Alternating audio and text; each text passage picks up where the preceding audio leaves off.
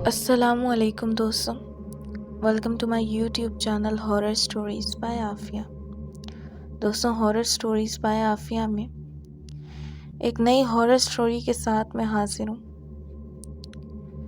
دوستوں، آج کا واقعہ میری ایک دوست نے سنایا تھا، تو آج کا یہ واقعہ میں آپ کو اسی کی زبان ہی سناؤں گی۔ یہ 11 سال پہلے کی بات ہے، اسلام آباد میں واقع کنونشن سینٹر تھا۔ اس کی روڈ کے بارے میں باتیں مشہور تھیں کہ وہ روڈ کچھ ٹھیک نہیں ہے، پر اسرار ہے۔ وہاں کچھ انہونے واقعات رونما ہو چکے تھے، مگر سچ ہے کہ مجھے کبھی بھی ان باتوں پر یقین نہیں آتا تھا۔ میں سمجھتی تھی کہ سب جھوٹ ہے۔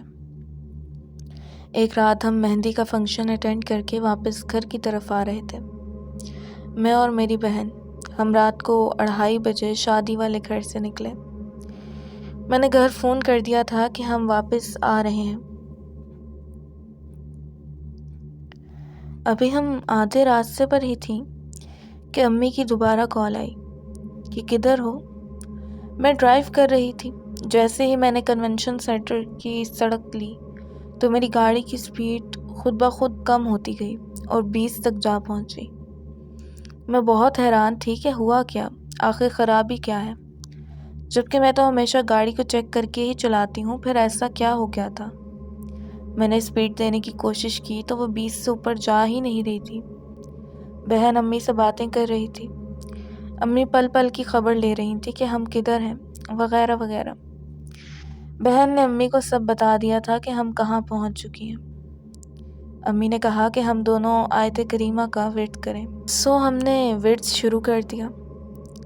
جیسے ہی میں نے موڑ مڑا تو ایک لمبے قد کا انسان اچانک میری گاڑی کے سامنے آ گیا۔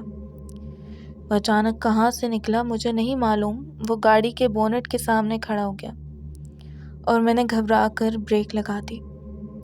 لمبا آدمی تیزی سے ہماری طرف بڑھا، پتہ نہیں میرے اندر ہمت کہاں سے آئی۔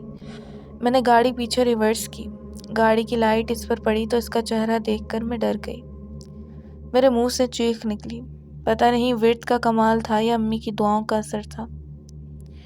گاڑی کی سپیڈ نارمل ہو گئی، میں نے ریورس گیئر لگایا، لیکن پھر زور سے آگے کی جانب گاڑی دوڑا دی۔ وہ پیچھے بھاگتا رہا، مگر 200 کی سپیڈ تھی۔ جیسے ہی وہ علاقہ ختم ہوا وہ بھی غائب ہو گیا۔ اس دن جس طرح ہم گھر پہنچی اللہ ہی جانتا ہے۔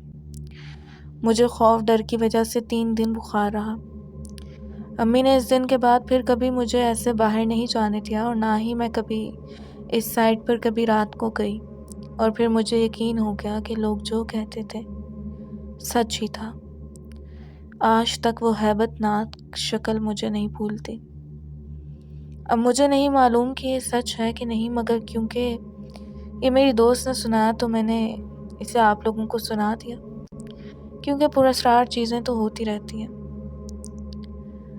دوستوں، آج کا واقعہ کیسا لگا اپنی کمنٹ سیکشن میں رائے کا اظہار لازمی کیجیے گا، اور اگر آپ ہمارے چینل پر نئے ہیں تو چینل کو سبسکرائب لازمی کیجیے گا اور ویڈیو کو لائک بھی کیجیے گا۔ اپنا ڈھیر سارا خیال کیجیے گا، اس ناچیز کو دعاؤں میں یاد رکھیے گا۔ ملتی ہوں پھر نئی کسی واقعے کے ساتھ، تب تک کے لیے فی امان اللہ۔